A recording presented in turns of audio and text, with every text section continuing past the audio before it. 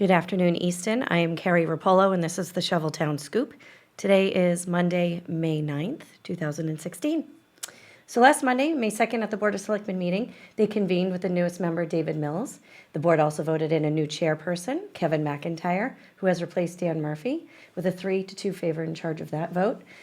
Also, Town Clerk Jeremy Gillis presented the board with a new updated tabulating system for local elections, which will be comparable to the current tabulators that they already have.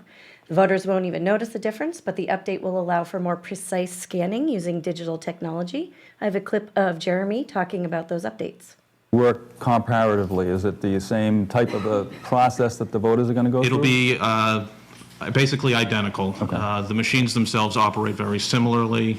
They have a larger ballot box, but the main difference is what we have now is optical scan, which is very fluky.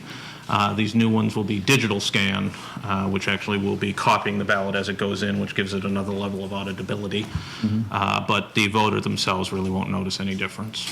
Okay, so we'll still use the markers on the paper ballot? Still fill in the circles, still go up and feed it into the machine. Okay. All right, so the Zoning and Planning Board Directors, Greg Strange and Gary Anderson, presented the proposed areas for rezoning the Village Business District. They are rewriting the bylaws and zoning on that area. Back at the fall town meeting, the discussion was tabled so that citizens could learn more about the proposal, which would include making existing lots legal and conforming, encourage business development, and provide flexibility for property owners, and then ultimately protect the historic downtown context. So let's listen to Greg Strange discussing the theory behind doing that.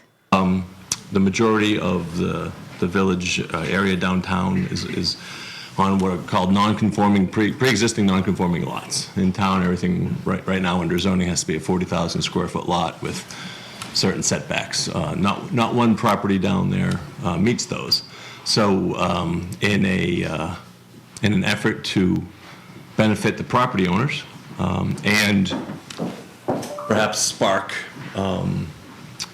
further development, given the sewer district et al., we thought we would rewrite the bylaw in this area. So we being the planning board and the planning staff, so we held many meetings, met with many residents toward the sites, and then the same setbacks and lot size requirements that we proposed in the fall are there now.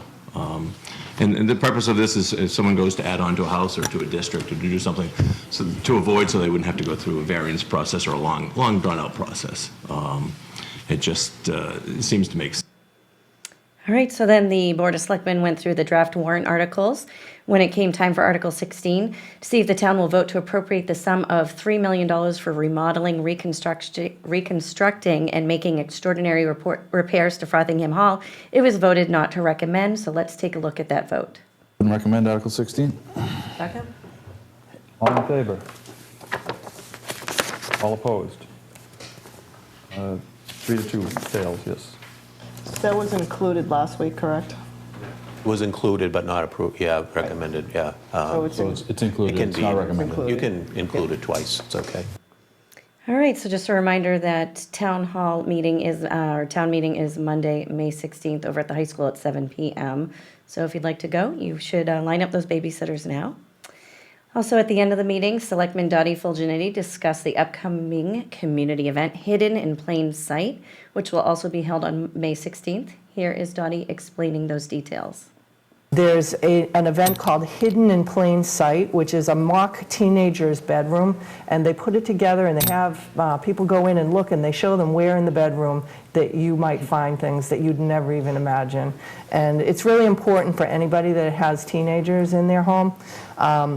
And it's going to be at Holy Cross Parish on May 16th from 7 to 8 p.m.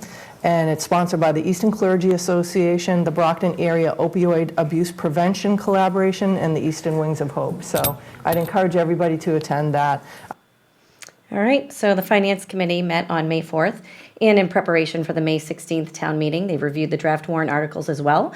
And although they agree on the need for a town and school override, they are having trouble agreeing with the final dollar amount as it pertains to the school department. Here they are discussing that and voting on whether or not to recommend it.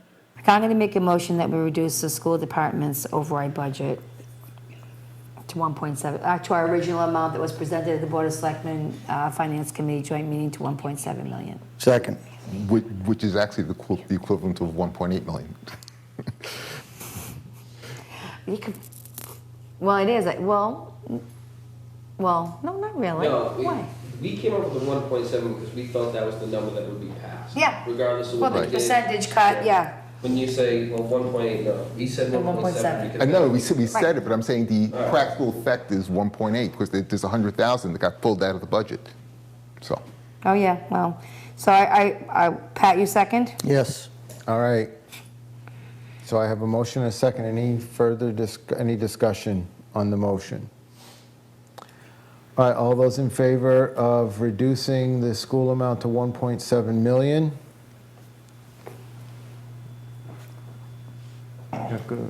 Oh, opposed?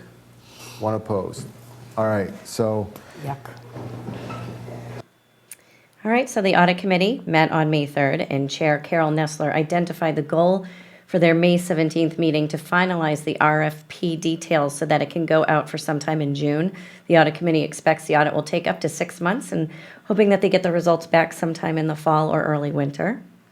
All right, so also on Wednesday, May 11th, the school committee will hold a special meeting to provide information to parents in our community. They will have a question and answer session regarding the budget and the override. This meeting is held at the high school at the Simmons Lecture Hall and will start at 6 p.m. So let's take a look at some upcoming weekend events, or upcoming events in our community, actually. So on May 11th, the Governor Eames Estate is the Artist in Residence series during this open studio from 6:30 to 7:30 p.m. Gwen Marathas will be hosting a free workshop covering an intro to weaving. And then they are also hosting a Grow Your Own Garden series. If you want to learn the secrets behind growing your own successful garden, you can join them for these crash course sessions. And that is from 6 to 7 p.m. The Governor Eames Estate is located here at Oliver Street. All right, and then on May 12th, they are also hosting the Itsy Bitsy Explorers program. If you're looking for a great way to introduce your 3 to 5-year-old to nature, you can look into this program. It's an 8-week course designed for those children ages 3 to 5, accompanied by an adult, and especially designed for this program to help children experience nature for the first time.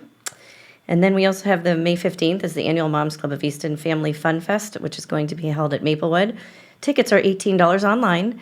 You can go to eventbrite.com and search for the Family Fun Fest. I've attached the link here on the screen.